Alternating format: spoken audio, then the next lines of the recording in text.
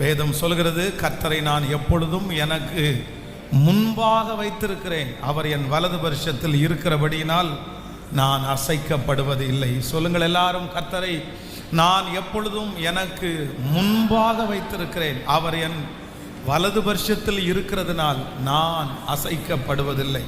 நம்முடைய வாழ்க்கையில் இந்த வசனத்தை எப்பொழுதுமே நம்ம ரொம்ப முன்னாடி வைக்கணும். ஏன் அப்படின்னா, நிறைய நேரத்தில் நம்முடைய கண்ணுக்கு முன்னாடி என்னென்னமோ நம்ம வச்சுருக்கிறோம் பாருங்கள். பெரிய பர்வதங்கள், பெரிய மலைகள், பெரிய கடன்கள், பெரிய சூழ்நிலைகள். சிலருக்கெல்லாம் எப்போ கண்ணை திறந்தாலும் கண்ணுக்கு முன்னாடி நெகட்டிவ் ஏதாவது ஒன்று இருந்துகிட்டே இருக்கும். அதை பார்க்குற வரைக்கும் நம்ம விசுவாசத்தில் வளர முடியாது, ஆசீர்வாதத்தை பெற்றுக்கொள்ளவே முடியாது. ஆனால் எப்பொழுதுமே நம்முடைய கண்ணுக்கு முன்னாடி யாரை வைக்கணும் அப்படின்னா, கர்த்தரை நான் எப்பொழுதும் எனக்கு முன்பாக வைத்திருக்கிறேன். உங்களுடைய பிரச்சனை ரொம்ப பெருசாக இருக்கா, அதை பின்னுக்கு தள்ளுங்க. முன்னாடி யாரை கொண்டு வந்து நிறுத்துங்கன்னா, கர்த்தரை முன்னாடி கொண்டு வந்து நிறுத்துங்க. ஆண்டவரை பார்த்துட்டு அதுக்கப்புறம் தான் நான் பிரச்சனையை பார்ப்பேன். ஃபஸ்ட்டு நான் ஆண்டவரை தான் பார்ப்பேன் அப்படின்னு ஒரு முடிவு எடுங்க. நான் நம்புகிறேன், நீங்கள் போகிற காரியம் கண்டிப்பாக என்னவாக தான் இருக்கும்னு.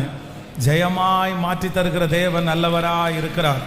கர்த்தரை நான் எப்பொழுதும் எனக்கு முன்பாக வைத்திருக்கிறேன். சொல்லுங்க எல்லாரும், கர்த்தரை நான் எப்பொழுதும் எனக்கு முன்பாக வைத்திருக்கிறேன். பாருங்க, வேதத்தில் ஒரு 2 சம்பவத்தை பார்க்கும்போது ரொம்ப ஆச்சரியமாக இருக்குது. ஆண்டவர் எவீரு என்கிற ஒரு தேவனுடைய மனுஷன் தன்னுடைய பிள்ளைக்காக ஜெபம் பண்ணுறதுக்காக வர்றாரு. கொஞ்சம் தூரம் நடந்தாச்சு, கொஞ்சம் லேட் ஆகுது. ஆனால் இப்போது மனுஷங்கள்லாம் அவனுக்கு முன்னாடி ஒன்று வைக்கிறாங்க. என்ன வைக்கிறாங்கன்னா, நீ இனி போதகரை வருத்தப்படுத்த வேண்டாம், உங்கள் பிள்ளை இறந்து போயிருச்சு முன்னாடி வைக்கிறாங்க. அவன் கண்ணை திறந்து பார்த்தா, அவன் யோசிச்சா அவனுடைய பிள்ளைய மறிச்சு போச்சு. அப்போ மனுஷங்க நம்முடைய கண்ணுக்கு முன்னாடி வச்சிருக்கிறது என்ன வச்சிருக்கிறாங்கன்னா, தோற்று போனதும் விழுந்து போனதும் முடியாதுன்னு சொல்கிறதையும் தான் மனுஷன் கண்ணு முன்னாடி வைக்கிறான். ஆனால் ஆண்டவர் அப்படி அல்ல. மரியாள் தன்னுடைய வயிற்றில் ஒரு குழந்தை பிறக்க போகுது அப்படின்னு சொல்லும்போது, ஆண்டவரே இது எப்படி ஆகும், நான் தான் கணவனை அறியாத ஒரு கன்னியாக இருக்கிறேனே. உடனே ஆண்டவர் ஸ்ட்ரைட்டாக எங்கே கூட்டிகிட்டு போகிறாருன்னு அப்படின்னா, நீ சகரியா வீட்டுக்கு வா. லூக்கா எழுதின சுவிசேஷம் 1ஆம் அதிகாரம் 36வது வசனத்திலே, இதோ உனக்கு இனத்தாளாய் இருக்கிற எலிசபெத்தும் தன் முதிர் வயதிலே ஒரு புத்திரனை கர்ப்பம் தரித்திருக்கிறாள். மலடி எனப்பட்ட அவளுக்கு இது 6ஆம் மாதம். அப்போ ஆண்டவர் ஒரு தேவனுடைய பிள்ளையினுடைய கண்ணுக்கு முன்னாடி என்ன வைக்கிறார் அப்படின்னு சொன்னா, நீ இது நடக்காதுன்னு நினைக்கிறியா, இது கிடைக்காதுன்னு நினைக்கிறியா, இது உன்னால முடியாதுன்னு நினைக்கிறியா? இல்லை, உன்னுடைய இனத்தாளா இருக்கிற அந்த அம்மாவுக்கு முதிர் வயது. அந்த முதிர் வயதுல நான் ஒரு குழந்தைய கொடுப்பது உண்மையானால் உனக்கு தரமாட்டானா? அப்பா, ஆண்டவர் நமக்கு முன்னாடி வைக்கிறதெல்லாம் எப்படிதான் வைக்கிறாருன்னா, நம்முடைய விசுவாசத்தை தட்டி எழுப்பதான் வைக்கிறார். அதுதான் மேகம் போன்ற திரளான சாட்சிகளை வைக்கிறார். ஆனால் பிசாசு என்ன வைக்கிறான் அப்படின்னு சொன்னால், எதிர்மறையும் நெகட்டிவும் தோல்வியும் வச்சிருக்கிறான். இப்போ நீங்கள் பாருங்களேன், இந்த வாரம் முழுக்க நீங்கள் எதை பார்த்துட்டு வாழ்ந்தீங்க? உங்கள் முன்னாடி எதை வச்சிங்க? நீங்கள் எதை வச்சிருக்கிறீங்க?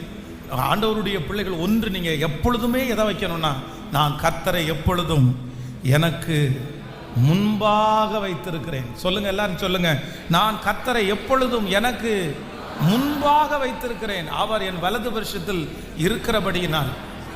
ஒன்று நீங்கள் மறந்துடவே கூடாது, பிசாசு எப்பவுமே விழுந்து போனவங்களை உங்கள் முன்னாடி வைப்பான். பாருங்களேன், ஒரு சர்ச்சுக்கு போகிறோம் அப்படின்னு சொன்னால், சில சர்ச்சுக்கு போகும்போது சிலருக்கு என்ன தெரியும் அப்படின்னா, அங்கே நடக்கிற தப்பு மட்டும்தான் தெரியும், அங்கே இருக்கிற மோசமான ஆட்களை மட்டும்தான் தெரியும். அவருடைய கண்ணுக்கு முன்னாடி என்னென்ன, இவன் இப்படி இருந்துட்டு ஜெபம் பண்ண வந்துட்டான், இப்படி இருந்துட்டு ஆராதிக்க வந்துட்டான். ஆனால் அங்கே எவ்வளோ நன்மை இருக்கும், அதை சத்துரு மறைச்சிருவான். ஆனால் ஆண்டவர் அப்படி அல்ல. நமக்கு முன்னாடி காமிக்கிறதெல்லாம் எப்படி காமிப்பாருன்னா, நம்முடைய விசுவாசத்தை தட்டி எழுப்பும்படியாக. அதுதான் கிறிஸ்து இயேசுவை கவனித்து பாருங்கள். யாரையுமே பார்க்கக்கூடாது, எந்த மனுஷனையுமே பார்க்கக்கூடாது. மனுஷனை நீங்கள் பார்த்துட்டீங்க, உங்களுக்கு முன்னாடி இருக்கிற அந்த மனுஷன் இப்படி இருக்கிறான், இந்த மனுஷன் இப்படி இருக்கிறான் அப்படின்னு பார்த்துட்டீங்க, நீங்கள் விசுவாச வாழ்க்கையில் நிற்கவே முடியாது. வேதம் சொல்லுகிறது, முந்தினோர் பிந்தினோர் ஆயும், பிந்தினோர் முந்தினோர் ஆயும். சில நேரத்தில் முந்தி இருக்கிறவங்க யார் பின்னாடி போகிறாங்கன்னு நமக்கு தெரியாது. அதனால் இன்னைக்கு இந்த வாரம் முழுக்க ஒரு தீர்மானம் எடுத்துகிட்டு போங்க. என்ன வந்தாலும் ஃபஸ்ட்டு நான் எதை முன்னாடி வைப்பேன்னா, கர்த்தரை முன்னாடி. என்னுடைய சாப்பாட்டில் எதை முன்னாடி வைப்பேன் சொல்லுங்களேன்? சாப்பாட்டில் முன்னாடி வச்சுட்டு ஏன் ஜெபம் பண்ணுங்கன்னு சொல்கிறாங்கன்னா, நீ ஃபஸ்ட்டு ஆண்டவரை நினைப்பா, ஆண்டவரை நினைப்பா. எல்லாத்துலேயுமே காலையில் எழும்பின உடனே ஜெபம் பண்ணணும்னு ஏன் சொல்கிறோம்? இல்லை, காலையில் முன்னாடி ஏசப்பா வைங்கப்பா. ஆண்டவரை முன்னாடி வச்ச ஒருவரும் தோல்வி ஆனதே இல்லை. நான் நம்புகிறேன், நீங்கள் கர்த்தரை மட்டும் முன்னாடி வச்சு போங்க. உங்களுடைய கோணல்களை செவ்வையாக்குறதற்கு கர்த்தர் வல்லவராக இருக்கிறார். நான் உனக்கு முன்னே கடந்து போய் கோணல்களை செவ்வையாக்குவேன் என்று கர்த்தர் வாக்கு கொடுக்கிறார். ஆமென்.